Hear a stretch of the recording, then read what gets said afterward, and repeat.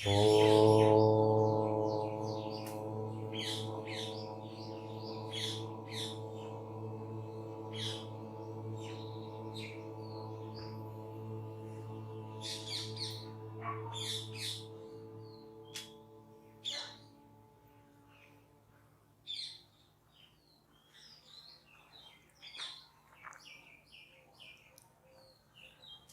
समादरणीय धार्मिक सज्जन वृंद, हम सबके अनादि पिता परमेश्वर ने यह विविध विचित्र जगत हमारे लिए बनाया है और इस संसार के अंदर रहते हुए हम किस प्रकार से सांसारिक सुखों से निरंतर युक्त रहें और संसार में सुखी रहते हुए फिर जो हमारा चरम लक्ष्य है मोक्ष को प्राप्त करें, ईश्वर के आनंद को लंबे काल तक भोगें, उसके लिए परमेश्वर ने हमें वेदों का ज्ञान दिया है। और वेदों के अंदर जो उपाय सांसारिक स्थायी सुख के, मोक्ष सुख के बताए हैं, उन उपायों से और कोई लघु उपाय हो ही नहीं सकता, उससे और कोई शॉर्टकट हो ही नहीं सकता।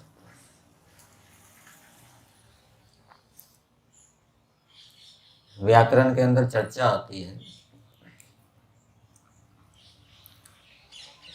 अथ शब्दानुशासनम, शब्दों का उपदेश अब किया जाएगा। तो शब्दों का उपदेश कैसे करना चाहिए? क्या शब्दों का उपदेश करें अथवा अपशब्दों का उपदेश करें? अपशब्दों का उपदेश करने से शब्दों को जान लेगा, शब्दों का उपदेश करने से अपशब्द को जान लेगा। ठीक है, शब्द का उपदेश कर दिया तो पता लग जाएगा कि ये अपशब्द है, अपशब्द का उपदेश कर दिया तो पता लग जाएगा कि ये शब्द है।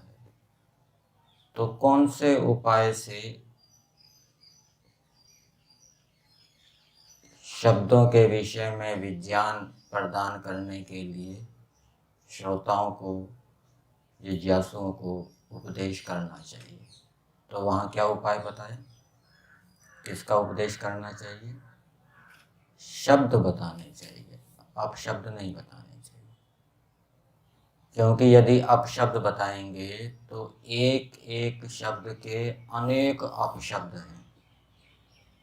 जैसे गो शब्द है, गो शब्द के अनेक अपशब्द हैं, गावी, गोणी, गोता, गोपोतलिका, ये गो शब्द के अनेक अपशब्द हैं। तो इन अपशब्दों का उपदेश करने लगेंगे तो बहुत सारे अपशब्द हो जाएंगे और शब्द लघु रहेंगे। तो ऋषियों ने क्या किया? लघु उपाय से हमें शब्दों के विषय में विज्ञान कराया, शब्दों का उपदेश किया। फिर शब्दों का उपदेश भी कैसे करें?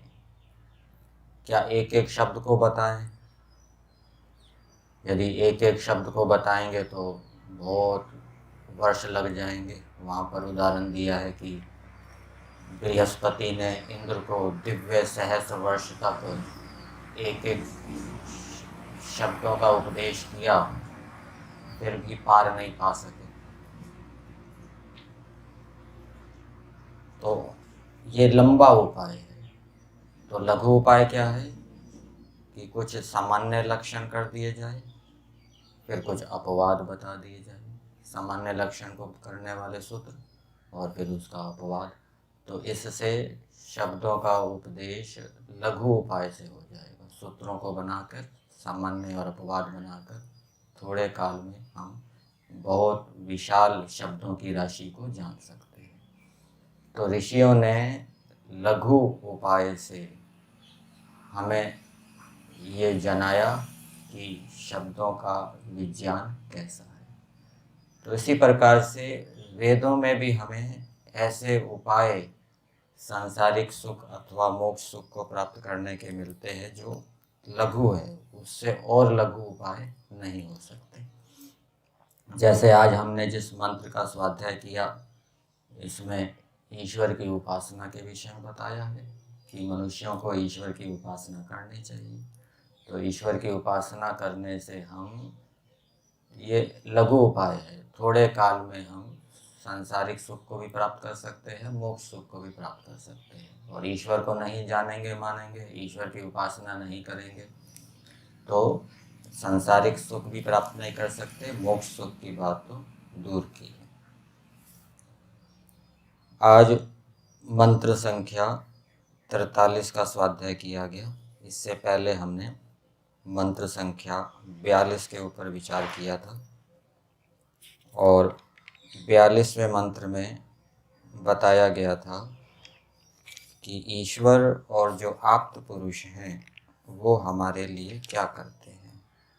ईश्वर हमें तत्व ज्ञान को, यथार्थ ज्ञान को, वास्तविक ज्ञान को देना चाहते हैं और देते भी हैं। वेद के माध्यम से देते हैं सभी मनुष्यों के लिए सामान्य रूप से, और बीच बीच में जो योग्य मनुष्य होते हैं, धार्मिक विद्वान शिष्ट योगी, उनको भी परमेश्वर भिन्न भिन्न विषयों में तत्व ज्ञान, यथार्थ ज्ञान देते हैं।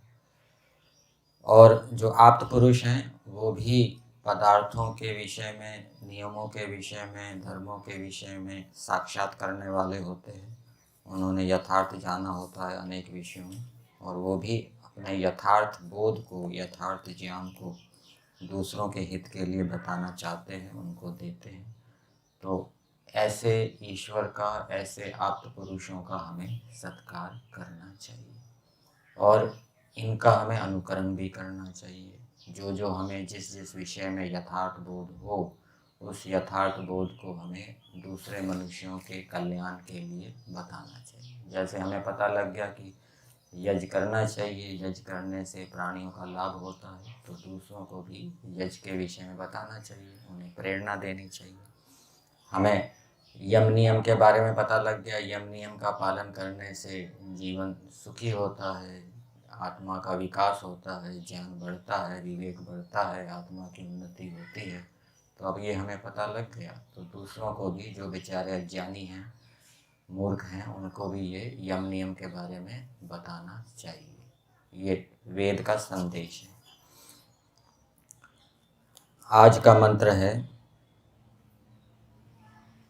त्रीणि पदा विचक्रमे विष्णुर्गोपा अदाभ्यः अतो धर्माणि धारयन्।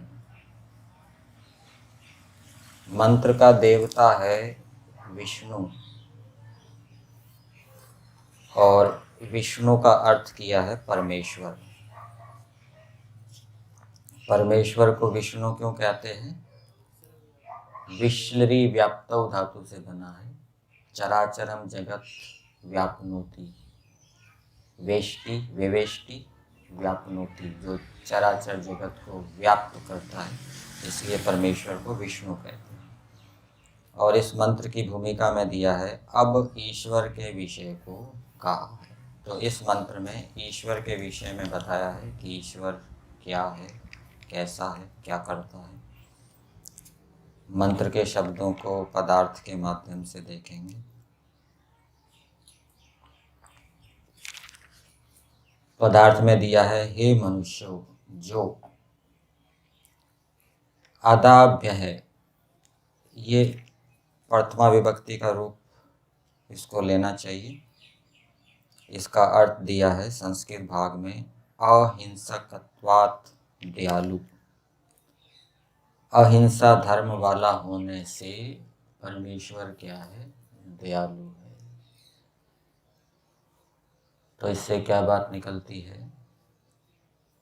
जो अहिंसा धर्म का पालन करता है वो दयालु है, जो अहिंसा धर्म का पालन नहीं करता वो दयालु नहीं है।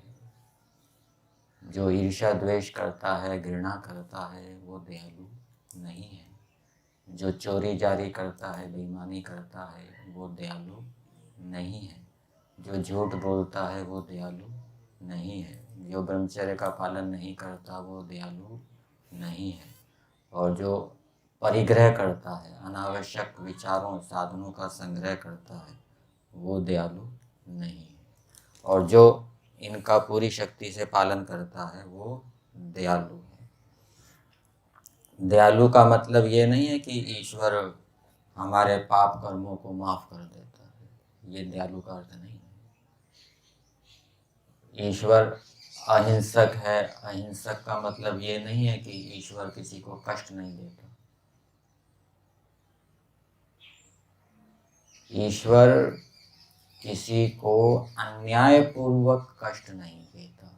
इस रूप में ईश्वर क्या है? अहिंसक है।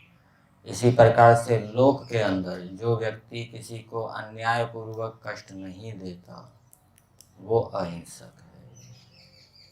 माता पिता अपने संतानों की ताड़ना करते हैं, न्यायपूर्वक ताड़ना करते हैं, ईर्ष्या द्वेष से रहित होकर करते हैं, कल्याण के लिए करते हैं, तो ये अहिंसा है, हिंसा नहीं है।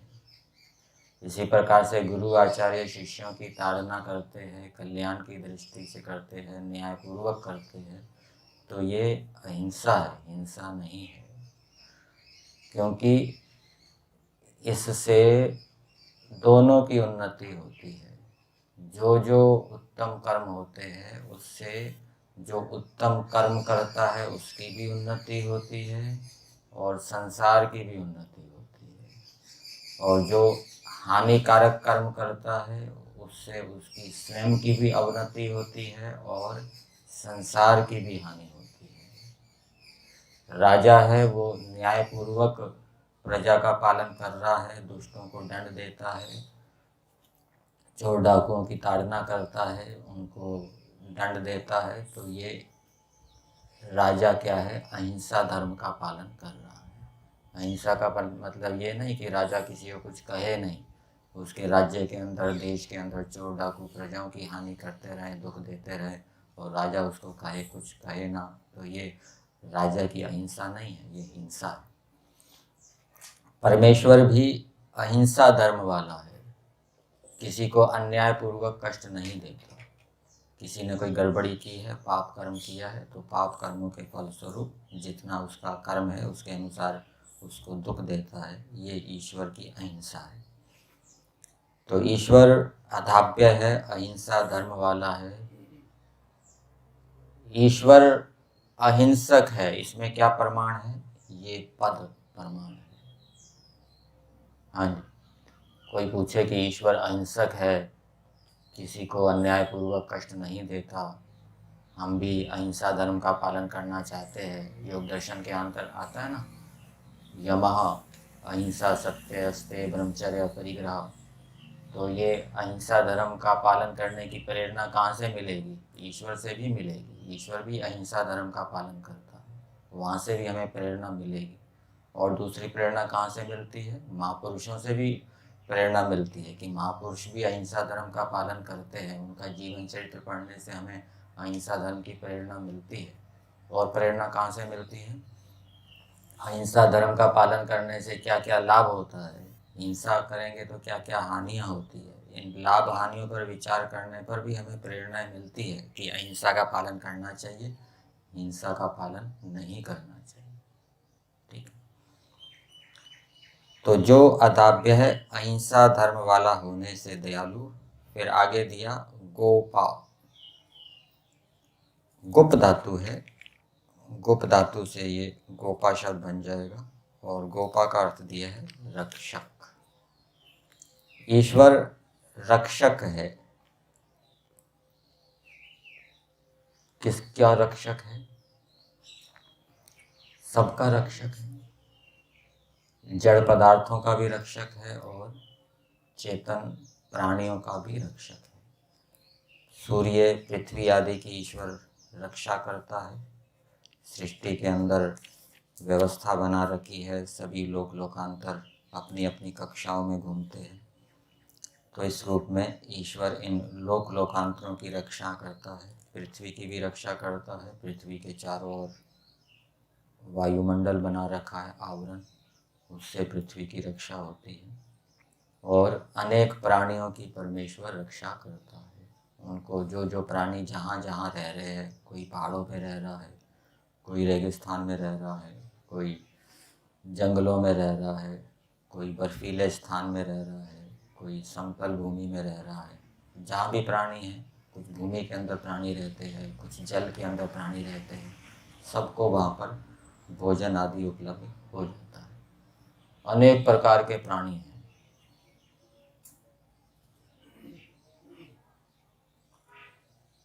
शेर भी आपको अनेक प्रकार के मिलेंगे, बंदर भी अनेक प्रकार के मिलेंगे, कुत्ते के भी अनेक जातियां मिलेगी।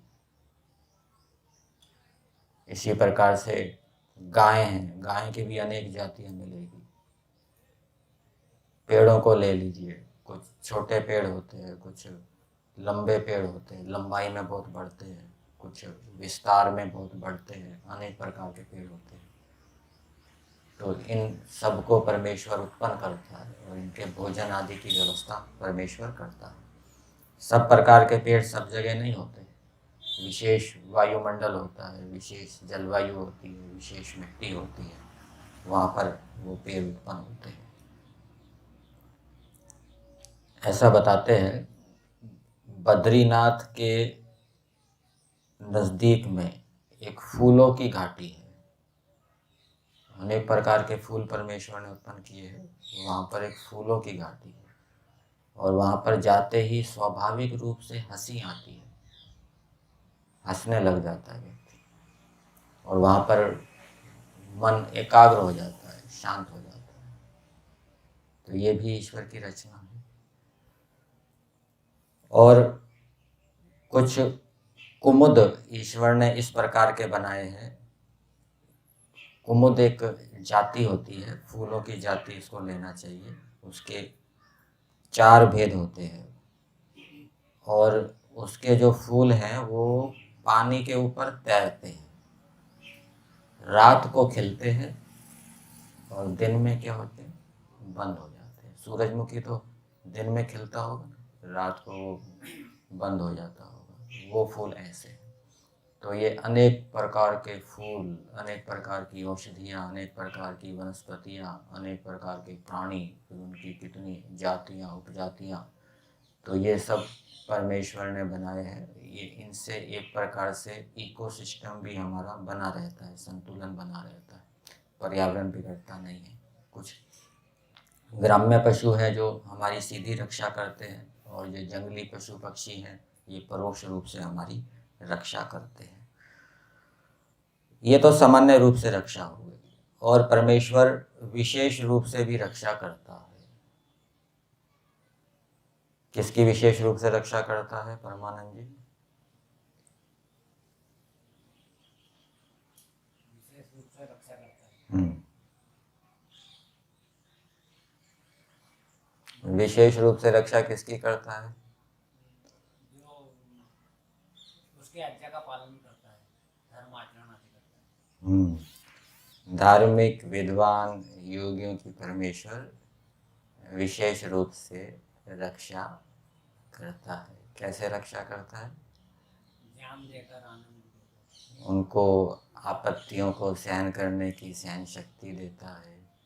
कोई समस्या आ जाए तो समस्या का समाधान देता है, और कोई समस्या का समाधान नहीं हो रहा तो सहन करने का सामर्थ्य देता है।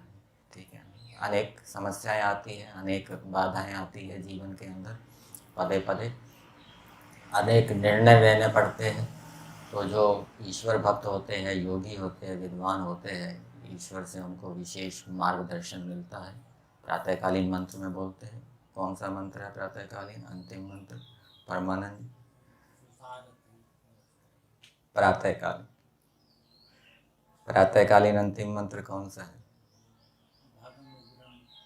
स नो भगपुर एता भवेह, वे परमेश्वर हमारा मार्गदर्शक बन जाए। ठीक है ना? तो ईश्वर से यदि हमें मार्गदर्शन मिलता रहेगा तो हम ठीक मार्ग पे चलेंगे, कम से कम बाधाएं आएगी, प्रतिकूलताएं आएगी, उनको सहन कर लेंगे। और यदि ईश्वर से मार्गदर्शन नहीं मिला तो गलत मार्ग पे चल जाएंगे, गलत मार्ग पे जाने पर फिर अनेक बाधाएं, आपत्तियां, संकट आ जाएंगे, उनको सहन करना भी कठिन हो जाएगा। तो ये विशेष रूप से रक्षाएं ईश्वर से हमें प्राप्त होती है। सामान्य रूप से भी परमेश्वर सबकी रक्षा करता है। परमेश्वर की रक्षा के अनेक प्रकार हैं, ठीक है।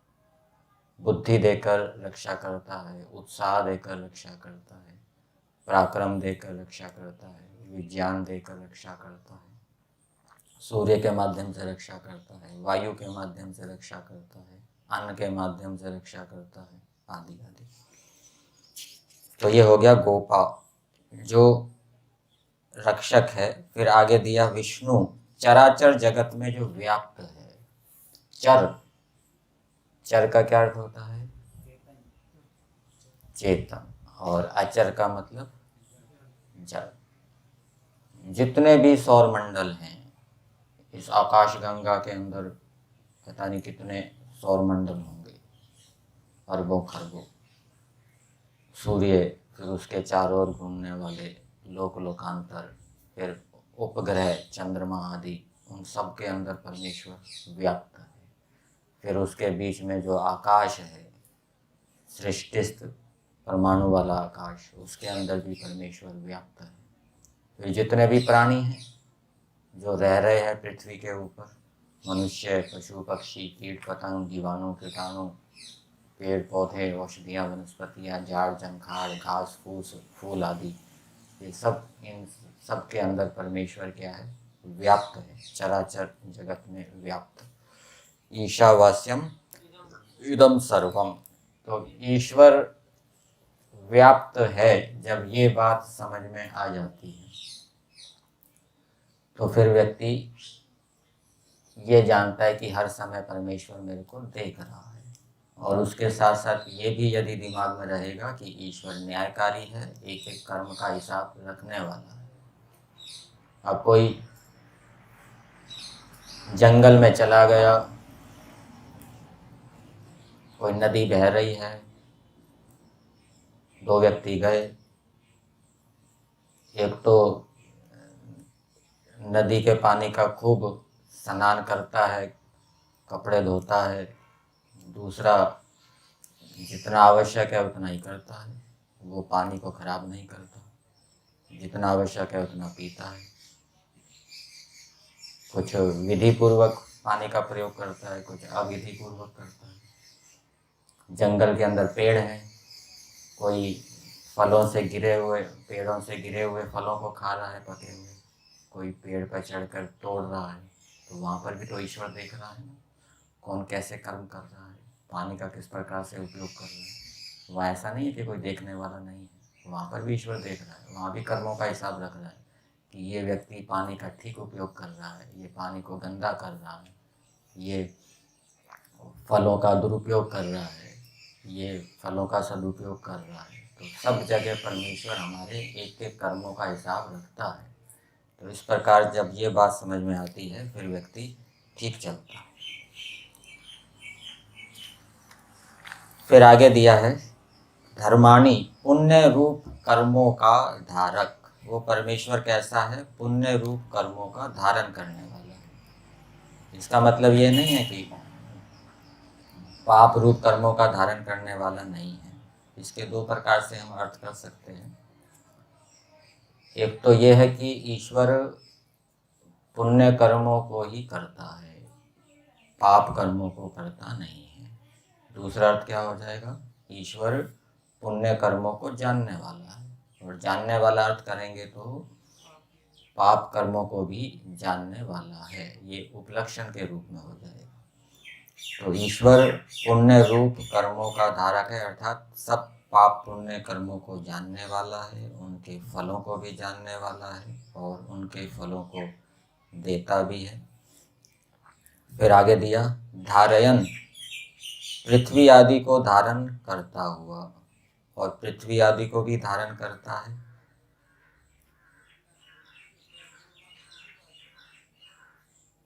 तो ये कुछ बातें परमेश्वर के विषय में बताई कि परमेश्वर अहिंसक है, अन्यायपूर्वक किसी को कष्ट नहीं देता, न्यायपूर्वक ही देता है, सबकी रक्षा करने वाला है, चराचर जगत में व्याप्त है, सब पाप पुण्य कर्मों को जानने वाला है, उनके फलों को जानने वाला है, फलों को देने वाला है, और स्वयं भी जो पुण्य कर्म ही करता है, पाप कर्म नहीं करता, पृथ्वी आदि को धारण करता है।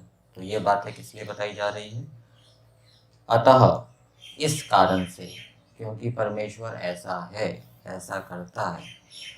अतः त्रीणि पदा, ये पदानी शब्द है, वेद के अंदर विभक्ति के स्थान पर आ आदेश हो जाता है। तो तीन पदों को जो विचक्र में, त्रीणि पदा विचक्र में, 3 पदों का जो आक्रमण करता है। यहाँ पर पद का अर्थ किया है, पदलरी गतौ धातु से ये पद बना है, और जानने व प्राप्त होने योग्य कारण सूक्ष्म और स्थूल रूप जगत का आक्रमण करता है। इसका अर्थ यूँ लिया जाएगा कि कारण जगत प्रकृति हो गई, जिससे ये जगत बनता है, ये कारण जगत। सूक्ष्म जगत महतत्व, अहंकार, इंद्रियों के रूप में, तन्मात्राओं के रूप में, परमाणु के रूप में, ये सूक्ष्म जगत है। स्थूल जगत, ये जो पृथ्वी, सूर्य आदि भौतिक पदार्थ हैं, प्राणियों के शरीर हैं, ये स्थूल जगत है। तो ये इन सब का परमेश्वर आक्रमण करता है, मतलब इनको अपने नियंत्रण में रखता है, इनको अपने वश में रखता है। तो ऐसा जो परमेश्वर है वही हम लोगों को पूजनीय है। तो ये ईश्वर की इसमें स्तुति की गई है। तो स्तुति किस लिए की गई है? तात्पर्य क्या है मंत्र का? कि ऐसे परमेश्वर की उपासना करो। जैसे पहले भी मैंने उदाहरण बताया था, एक पिता अपने बालक को कहता है कि देखो, पड़ोसी का बालक सवेरे 4 बजे उठता है, भ्रमण करता है, व्यायाम करता है, स्तुति कर रहा है उसकी। तो क्या तात्पर्य है, प्रयोजन क्या है? वो अपने बालक को प्रेरणा देना चाहता है कि तुम भी वैसा करो। इसी प्रकार से इस मंत्र के अंदर ईश्वर की स्तुति की है। तो ईश्वर की स्तुति करते हुए इस मंत्र के माध्यम से परमेश्वर मनुष्यों को प्रेरणा दे रहे हैं कि तुम मेरी उपासना करो, मैं ऐसा हूँ, मेरे से लाभ उठाओ। तो इस मंत्र के भावार्थ में दिया है, ये मुद्रण में गलती हो रही है, पदार्थ के स्थान पर भावार्थ लिख लीजिए हिंदी भाग में। संस्कृत भाग में ठीक है।